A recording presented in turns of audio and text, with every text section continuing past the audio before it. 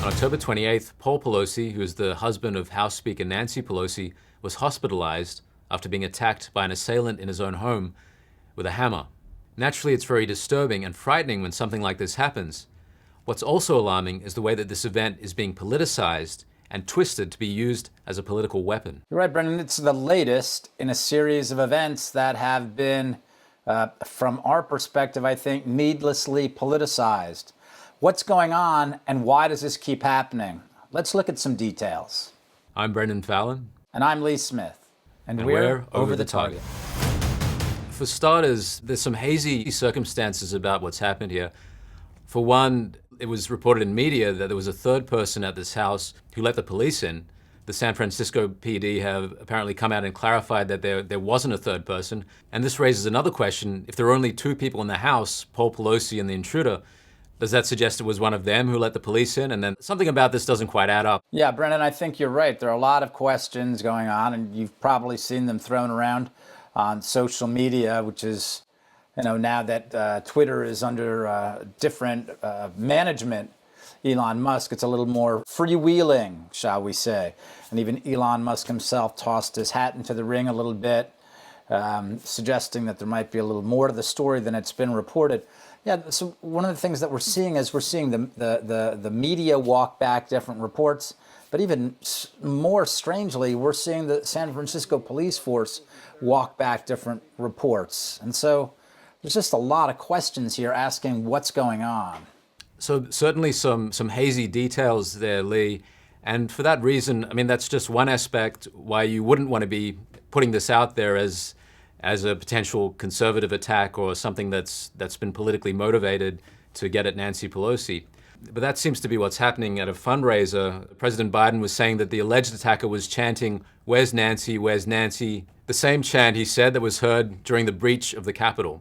Yeah, well, this is one thing that's been consistent since reports first broke of this episode, that right away the media as well as Democratic Party officials turned this around and made the story political. They tried to tie it, as you said, to January 6th or the insurrection, and tried to tie it to criticism of Nancy Pelosi herself, criticism of the Democrats. So this is what we're getting at. This is the real issue here. How immediately it was turned into an instrument by the Democratic National Committee and the press as something that the Democrats can now use in the 2022 election campaign. I think a really front and center example of this is what's happened with the Russia-Ukraine war, and something that really shouldn't be connected to it, and that's inflation.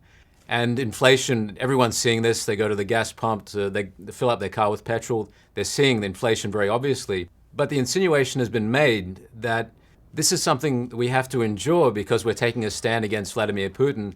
So the oil is going to be more expensive and we have to pay more, and that's why we're seeing such high inflation. If you're not happy with that, if you're not comfortable paying these higher prices, you're with Putin, the dictator, the tyrant, and you don't care about those people in Ukraine.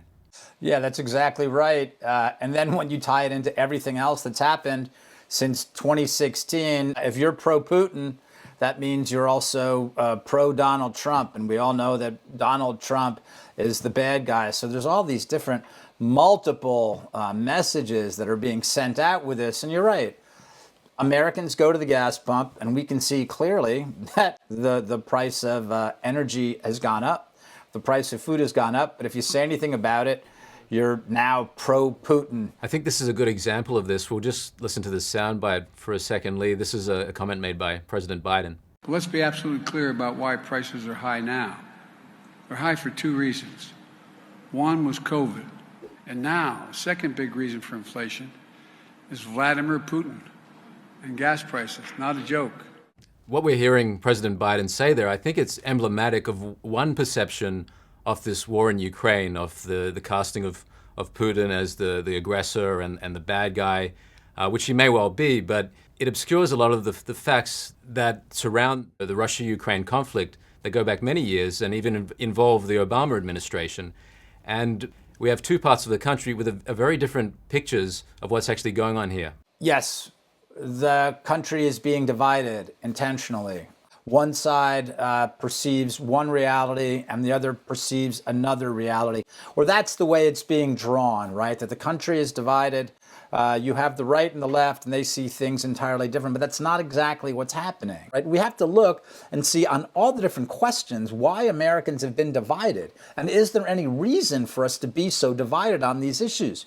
People talk about it in a whole bunch of different ways, whether it's a cultural war or political divide, and we see this with a host of different issues, and maybe the work is the job of American citizens as well as reporters like you and me is to say, actually, there's something real that's going on here. And someone else is purposefully dividing Americans in a way that we don't need to be divided. It makes me think of the danger that's involved in this kind of politicization, because it's dangerous in the fact that it divides the country and creates all this animosity between two groups within America. At the same time, it puts America in a dangerous situation internationally. It's putting it in the middle of a conflict that it doesn't necessarily need to be in. Yeah, you're right. As Americans, regardless of who you vote for, we have a national interest, right? Speaking about the nation, there's not a national interest for people who live on the West Coast and people who live on the East Coast and people who live in Florida and people who live in North Dakota.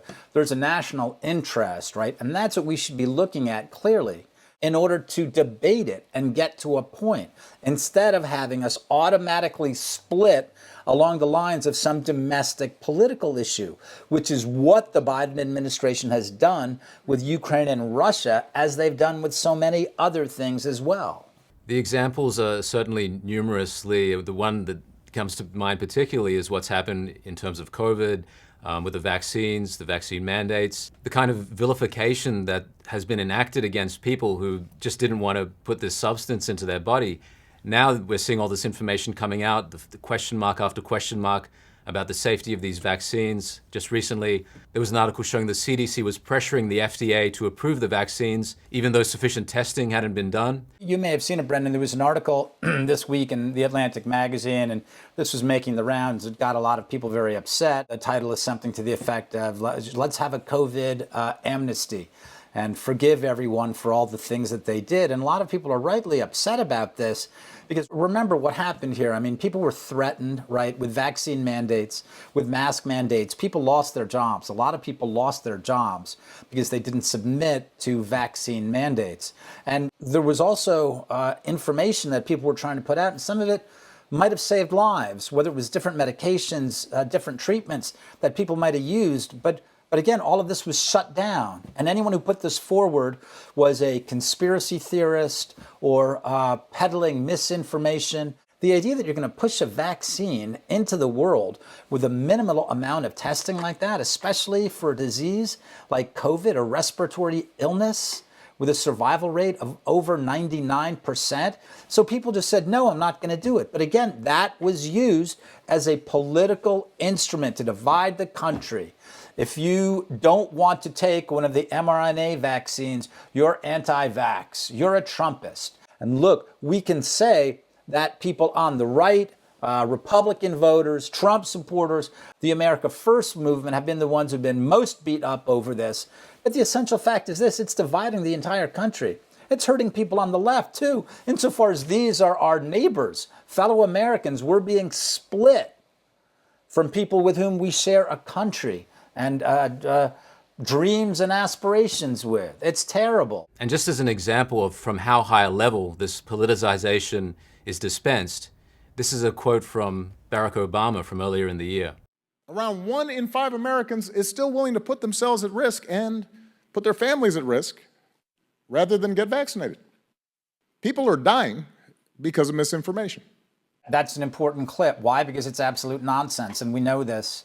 This is one thing that we know as kids, right? Growing up here as children in the United States who've been vaccinated to have to go to school, we understand how vaccines work. I mean, that absolutely makes no sense.